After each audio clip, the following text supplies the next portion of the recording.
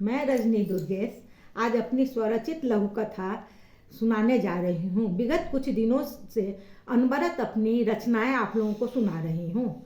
आप सब बहुत पसंद कर रहे हैं, इसलिए आप सबको धन्यवाद। आप सबसे आग्रह है कि आप सब लाइक सब्सक्राइब अवश्य करें और यदि संभव हो तो बेल आइकन दबाएं, जिससे मेरी अग्रिम रचना आप सबके पास स्वतः पहुंच जाए। धन्यवाद। अब मेरी कथा लघु कथा सुनिए। झांसी की रानी।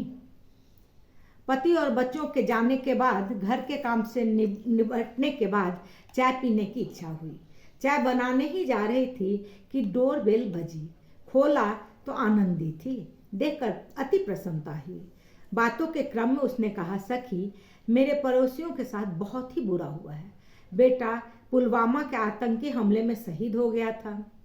उसकी माँ रीता की स्थिति अति दयनीय है। बेचारी के पति भी करगिल युद्ध में शहीद हो गए थे। आज बेटा भी। मैंने कहा, यह अति दुखदायी घटना है।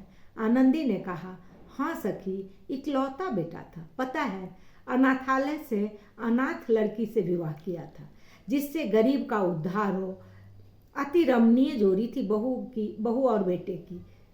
बहू तो संभल ही नहीं रही है, फिर भी सास को देख के अपने को ढांढस बंधा रही है। अपना गम मन में दबा कर बैठी हुई है। एक 13 साल की बेटी है। मैं मौन हो सुन रही थी। उसके चुप होने के बाद, ओह कितनी पीड़ादायक है। आतंकवादियों को नर्क मिले। बातचीत हो ही रही थी कि आनंदी के फोन पर सूचना आया कि बॉडी आने वाली है। वह जाने को उद्यत हुई तो मैंने कहा, आनंदी रुक, मैं भी दर्शन कर लूं देश के महान सपूत को। बहुत ही हृदय विदारक दृश्य था। सभी बिलख रहे थे। अचानक एक बहुत ही प्यारी बच्ची आंसू पोंछती हुई आई। माँ और दादी का हाथ पकड़कर पिता के छाती पर सिर रखकर सिसकते हुए कहने लगी, पापा, मैं भी आपकी तरह देश की सेवा करूंगी एवं आपका बदला लेकर रहूंगी। पाकिस्तान को खाक में मिला दूंगी। यह वायदा है एक बेटी की। अकस्मात मेरे मुख से निकला।